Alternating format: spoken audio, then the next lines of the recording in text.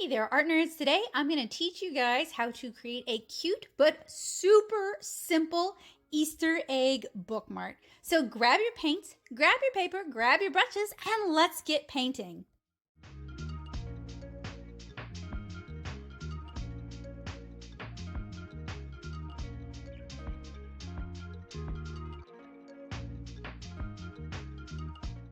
For this project, you're going to need a scrap of cotton rag watercolor paper. I am using a scrap of Arches, but it doesn't really matter what kind you're using.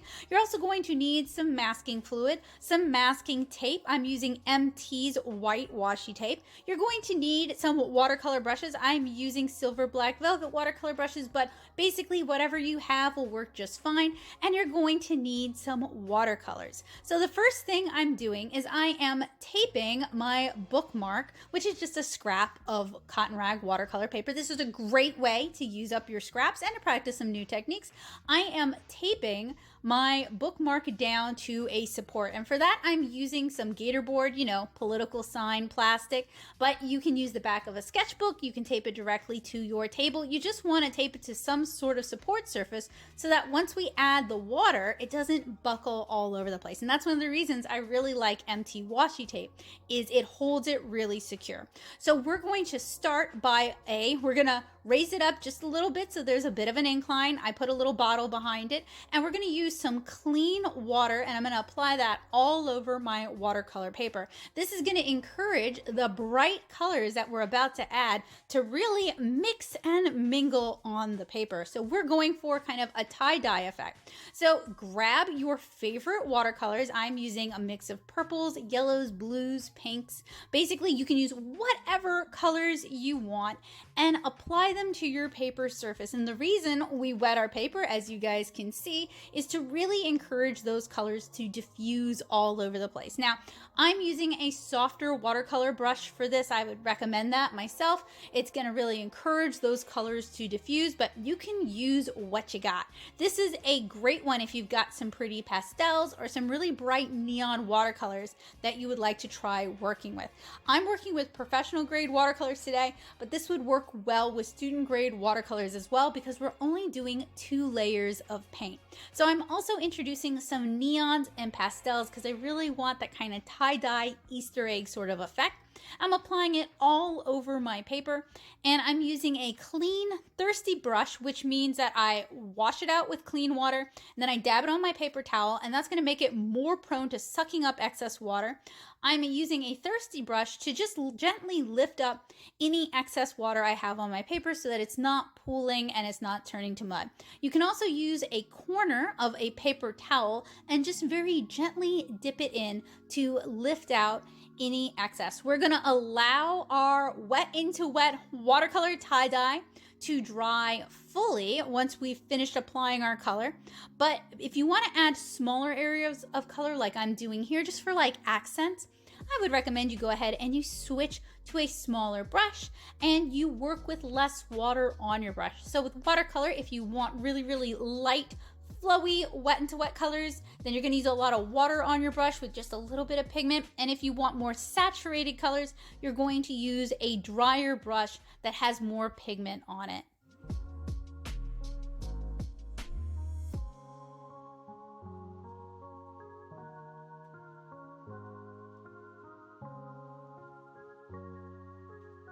Once I was satisfied with my color, I allowed it to dry completely and fully, and now I'm going to use some masking fluid to draw in very simple egg shapes. So this is a great watercolor project if you're not super confident with your drawing skills, but you still want to make something fun and artistic.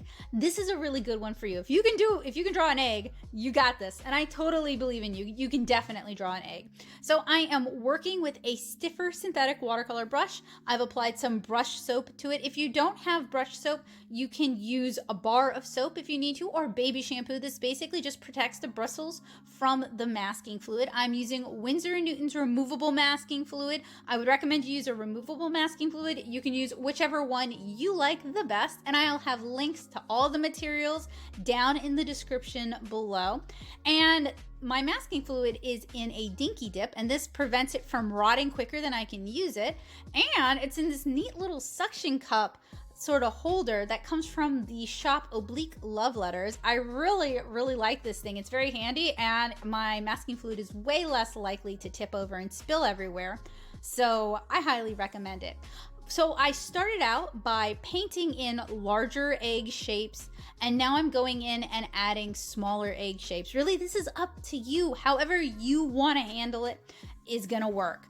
So what I would recommend, if there's an area on the Wet n' to Wet that you think is particularly cool, that you want to make sure you save, put your masking fluid on top of that. This is going to become the basis for our Easter eggs.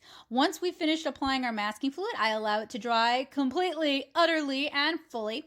And I'm mixing up a secondary color. You can use whatever color you want. I am using purple mixed with some black here. And that's just to make the colors really pop off the page. Since we have so many bright, fun colors, I wanted that to be really noticeable. Once my first layer had a chance to dry, I'm going in with a second, more saturated layer of the same. And I'm creating a gradient technique by just using a brush with clean water to brush that color out into the area that was, you know, our first layer. Once that dried completely, totally, and fully, I'm using a masking fluid pickup, and it's just like a booger made of lots of masking fluid, and you can find them all over the place, including Dollar Tree. I'm using a masking fluid pickup to remove my masking fluid. Lots of people are able to do it with their fingers. I have super dry hands, so I find a masking fluid pickup not only helps me remove the masking fluid, but it also doesn't tear the paper as much as when I seem to do it by hand. So 10 out of 10, I definitely recommend. And I'm just kind of working my way through doing those peelies. I know some people really enjoy watching masking fluid get picked up. I really enjoy removing masking fluid. It's very satisfying to see those bright, bold colors emerge unscathed despite the many layers we may have put on top of it. And now we're ready to remove our masking tape, pulling it away at a 90-degree angle so that if it tears, it doesn't tear into our bookmark. And there we have it. We have a beautiful and super easy and super cute Easter egg bookmark. This is a great project to do with some kiddos. So if you've got some kids who are at home for Easter break or for spring break and they're bored, a project like this or a variation on it, you can do whatever shape you want. That could be a really great creative way to use your time and to use up some of your watercolor scraps. If you end up making this project at home, I would love to see it. Tag me at Nattosoup, Nattosoup, so I can check it out. And if you're new here, it would really mean a lot to me if you hit that subscribe button and click that bell notification, because I am always working on different watercolor tutorials and watercolor projects to share with you guys.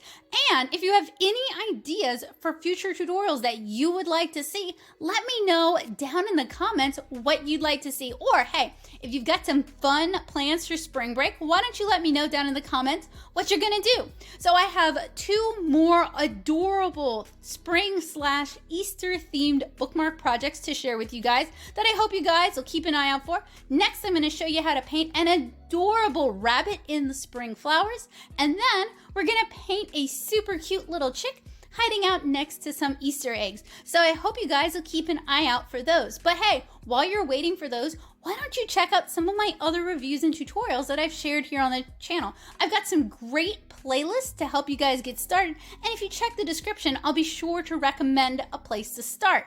Thank you guys so much for hanging out with me today. I really enjoyed creating this project and sharing it with you guys. Hopefully you guys enjoyed it too, and I hope you guys have a wonderful day. Huge thanks to my amazing patrons on Patreon for their continued support. They make tutorials like this possible, and they got early access to this video first. Thank you guys so much.